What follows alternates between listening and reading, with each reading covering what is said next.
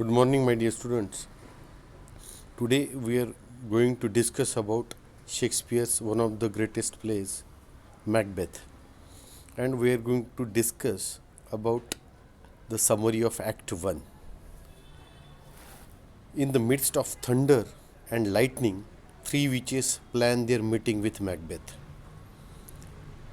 खूप विजेचा कडकडाट होत आहे, विजा चमकत आहेत आणि तीन चेटकिनी नियोजन करतात की आपण मॅकबेथसोबत मीटिंग करू, मॅकबेथला भेटू.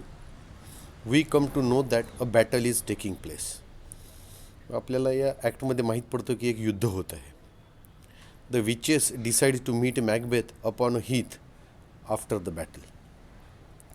या तीन चेटकिनी काय करतात, ठरवतात की आपण एका गवताळ मैदानात मॅकबेथला भेटूया, ते युद्ध होऊ देऊया आणि मग मॅकबेथला भेटूया. In the next scene, we see Duncan, king of Scotland, with his sons and followers at their camp near the battleground. पुढच्या सीनमध्ये आपल्याला दिसतो डंकन, राजा, स्कॉटलंडचा राजा, त्याच्या मुलांसोबत, त्याच्या अनुयायासोबत एक शिबिर असतं आणि ते शिबिर युद्धभूमीजवळ असतं. Macdonald, one of the king's nobles, has revolted against the latter. Macdonald हा एक सरदार आहे किंगचा, म्हणजे डंकनचा. त्यांनी त्याच्या विरुद्ध क्रांती केलेली आहे, त्याच्या विरुद्ध उभा राहिला आहे तो राजाच्या. Duncan's army is led by Macbeth and बँको.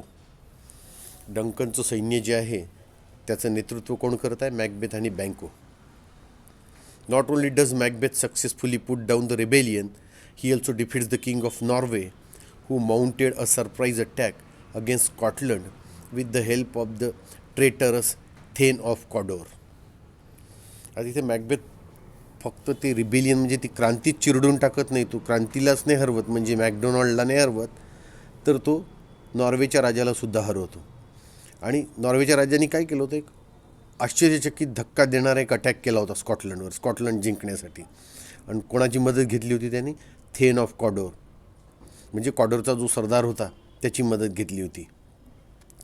डंकन orders that the rebel thane of Cawdor be hung and Macbeth be given his title. Duncan मग आज्ञा देतो की या जो क्रांतीचा नेता आहे, माझ्याविरुद्ध ज्यानं क्रांती केली आहे, माझी सत्ता हस्तगत करण्यासाठी, हा जो थेन ऑफ कॉडर आहे त्याला फाशी द्या आणि मॅकबेथला एक मोठी पदवी द्या, त्याने आपल्यासाठी खूप मोठं काम केलं आहे. After the battle, Macbeth and Banquo encounter the witches. युद्ध झाल्यानंतर मॅकबेथ आणि बँको त्या चेटकिणींना भेटतात. हे they hail Macbeth as thane of Glamis, thane of Cawdor and king here after.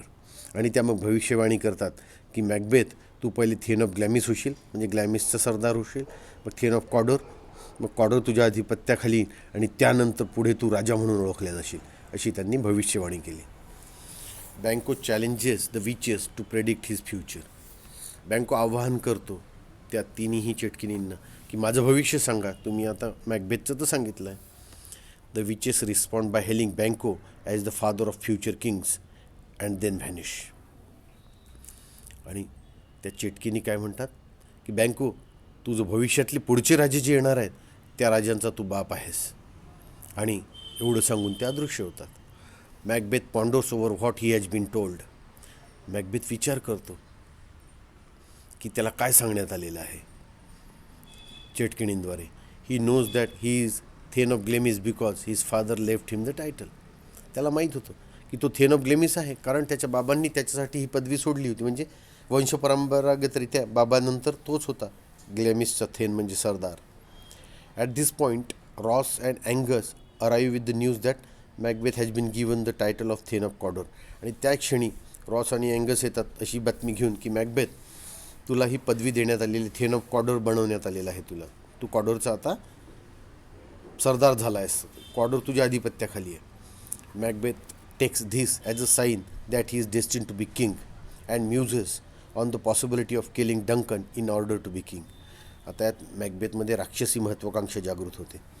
तो हे असं चिन्ह म्हणून घेतो की आता तर मी राजा होणारच आहे, कारण थेन ऑफ ग्लॅमिस म्हटलं होतं त्यांनी, चेटकिनींनी थेन ऑफ कॉडोर म्हटलं होतं, थेन ऑफ कॉडोर झाला आहे. आता तो विचार करतो की मी आता राजा बनतो. कसा, तर डंकनला ठार मारतो आणि राजा होतो. The scene moves to the king's palace at forest. Forest किल्ल्यात म्हणजे जो राजवाडा आहे फॉरेस्टमध्ये, तिथे आता हा सीन गेलेला आहे या प्लेचा. The rebel thane of Cawdor has been executed. जो क्रांतिकारक नेता होता थेन ऑफ कॉडर, ज्याने राजाविरुद्ध क्रांती केली होती, त्याला फाशी देण्यात आलेली आहे. Macbeth and Banquo arrive at the palace. Macbeth आणि बँको येतात राजवाड्यात. The king showers praise on both of them. राजा दोघांवरही स्तुतींचा वर्षाव करतो. He then proclaims his oldest son Malcolm heir to throne. आणि मग तो घोषित करतो त्याचा सगळ्यात मोठा मुलगा मॅल्कमला की हा माझ्या सिंहासनाचा पुढचा वारस आहे. Macbeth thinks of murder again. Macbeth आता परत खून करण्याचा विचार करतो. Duncan tells Macbeth that he will visit him at Macbeth's castle in Inverness. Inverness नावाचा एक परगणा आहे तिथे, तिथे एक किल्ला आहे. तर डंकन मॅकबेथला सांगतो की आपण आता तिथे भेटूया त्या किल्ल्यात इन्व्हर्नेसच्या. We next meet Lady Macbeth. मग आपल्याला या नाटकात कोण भेटते? लेडी मॅकबेथ, मॅकबेथची पत्नी, who is reading a letter from her husband which tells of the विचेसच प्रोफेसी. ती एक पत्र वाचत आहे. त्या पत्रात लिहून आहे, तिच्या नवऱ्याने पाठवलेलं पत्र आहे की चेटकिणींनी भविष्यवाणी केलेली आहे की मी राजा होणार. She is determined that he will be king. आणि ती निश्चय करते की तो राजा होणारच.